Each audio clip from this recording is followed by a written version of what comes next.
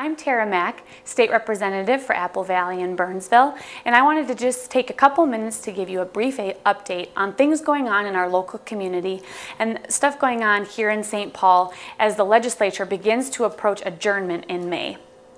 Recently, the Mayor of Apple Valley, Mayor Mary Hammond Rowland, gave her annual State of the City address to the Chamber of Commerce.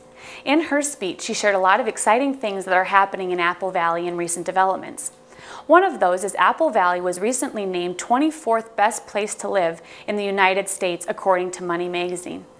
This is an exciting step for the city after there have been several strategic investments in the business community, increased transit ways, and overall just making sure that Apple Valley is a great place for people to move and raise their families.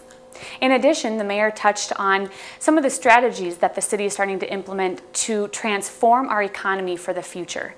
Part of this is putting together a 2030 comprehensive plan that would really focus on creating head of household jobs and bolstering a job-friendly community, which is part of the Cedar Avenue transitway that we're bringing in that will hopefully relieve some of the congestion throughout Apple Valley.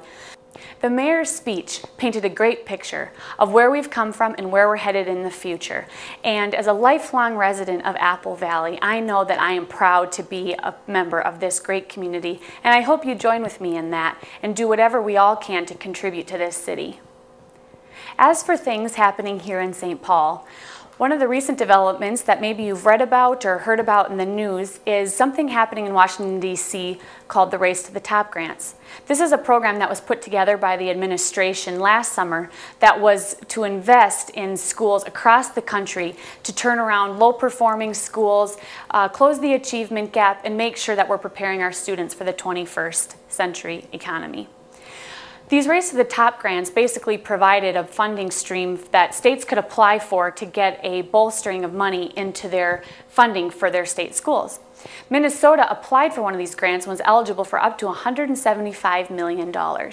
Unfortunately, we recently found out that Minnesota's application for this grant was rejected. Reasons listed for this were some reforms that Minnesota really needs to implement in order to make themselves more competitive for these grant dollars. We value our excellent education system here in Minnesota, but it's still in need of reform. And some of the reforms that we need to move forward that would, one, help us with a reapplication for the Race to the Top grant and get our system moving in the right direction are things such as alternative teacher licensure, which would create a pathway for other professionals that haven't taken the traditional teaching methods to become a licensed educator, to be able to come into the schools and teach based on their real-world experience.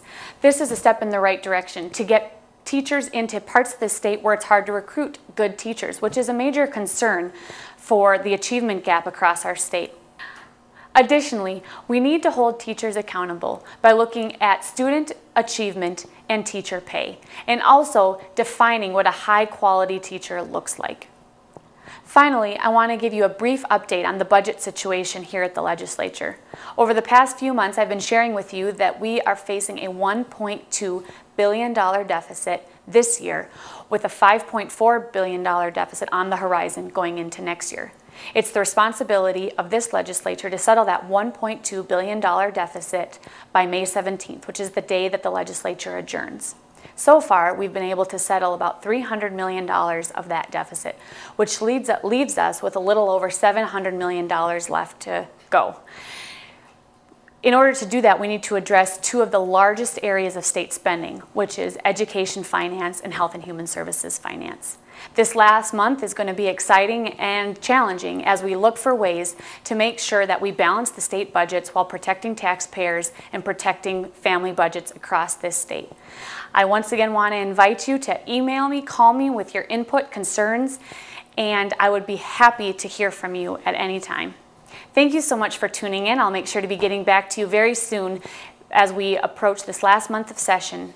Thank you very much.